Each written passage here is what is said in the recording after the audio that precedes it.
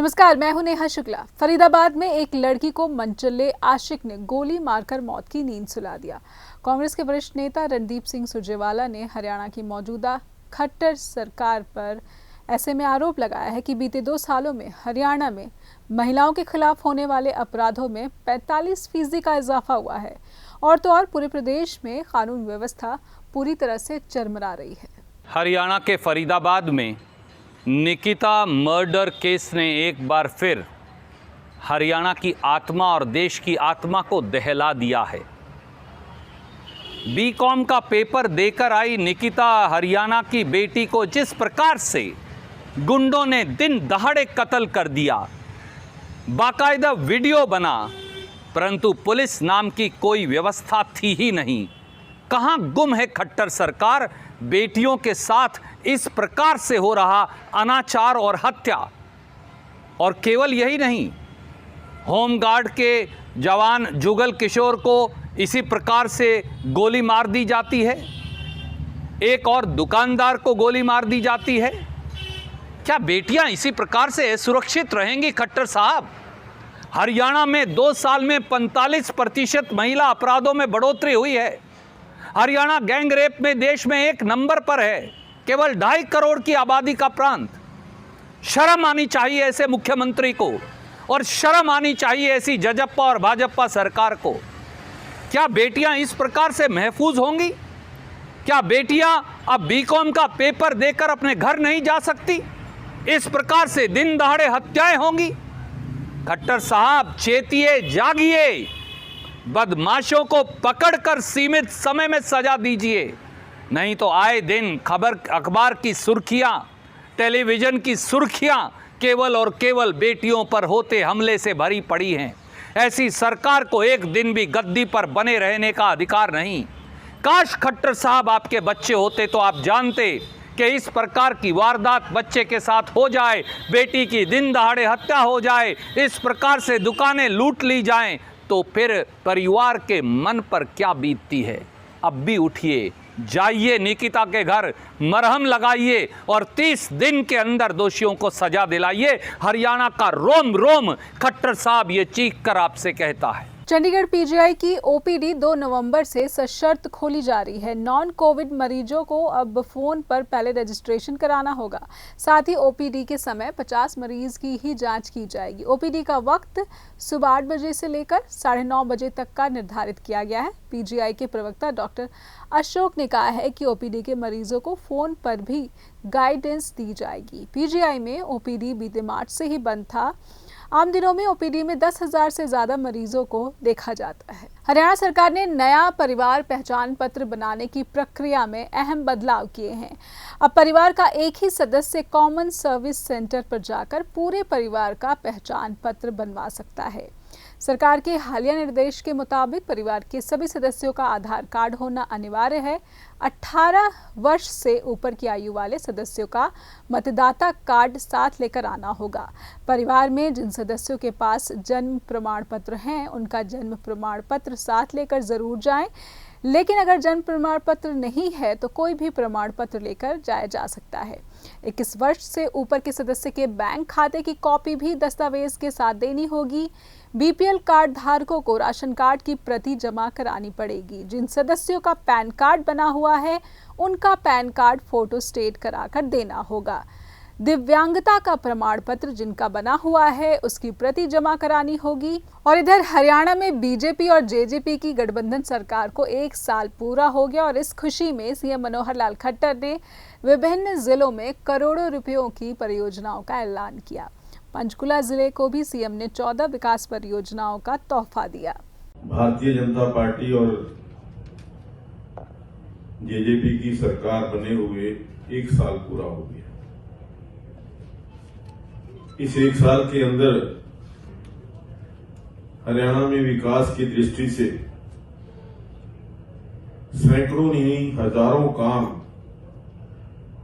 और बहुत सारे काम ऐसे जो कभी हम सोचते भी नहीं थे, इस प्रकार के कार्य, विकास के कार्य पूरे हरियाणा प्रदेश के अंदर आदरणीय मुख्यमंत्री श्री मनोहर लाल जी के नेतृत्व में शुरू हुए।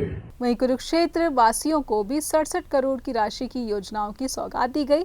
मुख्यमंत्री ने हिसार से वीडियो कॉन्फ्रेंसिंग के जरिए 2 परियोजनाओं को आमजन के सुपुर्द किया और अन्य परियोजनाओं का शिलान्यास किया। कार्यक्रम की अध्यक्षता कर रहे सांसद नायब सिंह सैनी ने कहा कि बीजेपी जेजेपी सरकार ने 1 वर्ष का कार्यकाल पूरा कर लिया है और इस अवसर पर कुरुक्षेत्र की जनता को परियोजनाओं की सौगात दी गई है। कुरुक्षेत्र के सिविल अस्पताल में 100 बेड के नए भवन का निर्माण पूरा होने के बाद इसे जनता को समर्पित किया गया। प्रथम मैं आदरणीय हरियाणा प्रदेश के यशस्वी मुख्यमंत्री मनोहर लाल जी का धन्यवाद करता हूँ और साथ में आदरणीय मेंबर पार्लियामेंट श्री नायब सिंह सैनी जी का, मेरे साथ साथी बैठे हैं श्री रामबन काला जी, विधायक शाहबाद, मैं सभी का आज जो आदरणीय मुख्यमंत्री जी के द्वारा यहाँ पर एक शिलान्यास का कार्यक्रम किया गया, सभी यहाँ पहुँचे। मैं दिल की गहराइयों से इनका धन्यवाद करता हूँ और खासतौर पे हमारे डिप्टी कमिश्नर महोदय का धन्यवाद करता हूँ जिन्होंने बहुत अच्छा इस कार्यक्रम का यहाँ पर आयोजन किया। साथियों, आज से लगभग 6 वर्ष पहले भारतीय जनता पार्टी की सरकार हरियाणा प्रदेश के अंदर बनी थी। आदरणीय मुख्यमंत्री जी ने सभी विधानसभा में जाकर बहुत सी घोषणाएँ की थी। मैं 100% कहता हूँ, जो घोषणाएँ की थी आज वो 100% पूर्ण होने जा रही है। उसके अंदर एक घोषणा हमारी थी, हमारा LNG हॉस्पिटल जो 100 बेड का LNG हॉस्पिटल था बन के तैयार हुआ और 100 बेड का और घोषणा की गई, 200 बेड का बनने जा रहा है। आप जाके देखेंगे AC जो हमारा ये नंबर 1 जो LNG हॉस्पिटल बना है, 39 करोड़ रुपए की लागत से ये हॉस्पिटल तैयार हुआ है।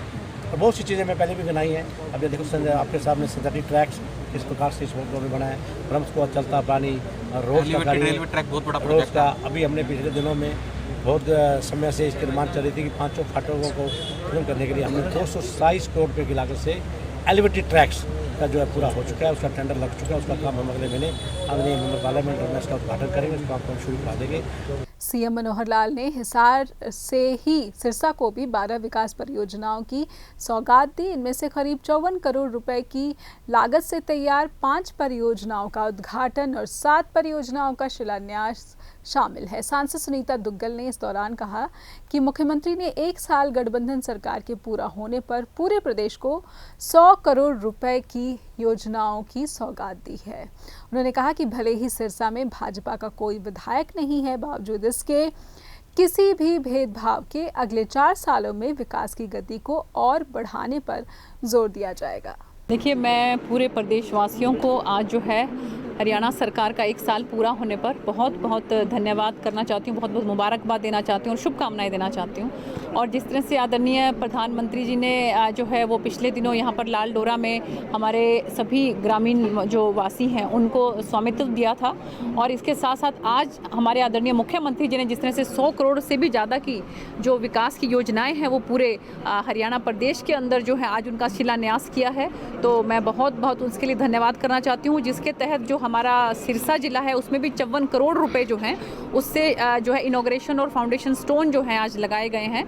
तो उसमें मैं ये कहना चाहूँगी कि आप ये देखिए कि 3 जो है वो 33 kV स्टेशन जो है हमारे आज उनका उद्घाटन हुआ है, और 4 ग्रामीण सड़क योजनाएं जो उनसे हैं उनका शिलान्यास हुआ है, और इसके साथ साथ एक सामुदायिक केंद्र जो रानिया में उसका आज उद्घाटन हुआ है, और एक जो हेल्थ सेंटर है उसका आज उद्घाटन हुआ है, और एक हेल्थ सेंटर का जो है वो आज फाउंडेशन स्टोन जो है वो ले हुआ है।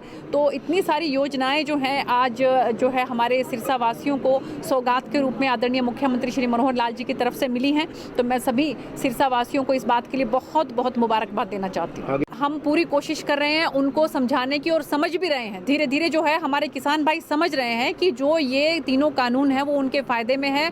अभी आप ये देखिए कि खरीद जो है उसमें कहीं किसी तरह की कोई दिक्कत नहीं आ रही है, और जहाँ कहीं पर भी जो दिक्कत आ रही है उसमें आदरणीय मुख्यमंत्री जी ने स्पेशल ऑफिसर्स जो हैं उसके लिए चिन्हित किए हैं और स्पेशल ऑफिसर्स लगाए हैं, और उन सब की उन्होंने जो है ड्यूटी लगाई है कि आप देखिए कि कहीं पर भी हमारे किसान भाइयों को कोई दिक्कत ना आए उनकी खरीदी में। और आप ये देखिए कि खरीफ की फसल की जो MSP है उसके साथ साथ रबी की जो है वो भी अभी से पहले घोषित कर दी है।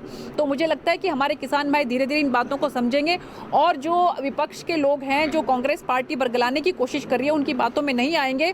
और फिर भी हम विश्वास दिलाते हैं कि अगर कहीं कोई दिक्कत आती है तो हम उनके साथ हैं, दिन रात हमारे किसान भाइयों के हम साथ में हैं। उनको किसी भी तरह से किसी भी कीमत पर कोई दिक्कत यहाँ पर नहीं आने दी जाएगी। विकास देखिए आपने देखा ही है कि किस तरह से आज जो 54 करोड़ रुपए की जिस तरह से इनॉग्रेशन और फाउंडेशन स्टोन हुआ है, इसी तरह से अभी 1 ही साल हुआ है, तो अभी अभी 4 साल हमारे पास बाकी हैं और केंद्र में भी बाकी हैं और इसके साथ साथ हरियाणा सरकार के भी 4 साल बाकी हैं। तो आप अंदाज़ा लगा सकते हैं कि सबका साथ सबका विकास इस नीति को चरितार्थ करते हुए आदरणीय मुख्यमंत्री जी और प्रधानमंत्री जी जो है वो हमारे हरियाणा प्रदेश को बहुत आगे लेकर जाएंगे। इस बात की मुझे पूरी उम्मीद है। और खासकर सिरसा की मैं बात करूं तो इसके लिए तो हम स्पेशल जो है वो आदरणीय मुख्यमंत्री जी को समय समय पर कहते रहते हैं कि आप सिरसा को जो है वो इस नज़र से ना देखें कि यहाँ पर हमारी भारतीय जनता पार्टी का अगर एक भी विधायक नहीं है तो यहाँ पर किसी तरह से कोई सौतेला व्यवहार होगा। फिलहाल इतना ही। नमस्कार।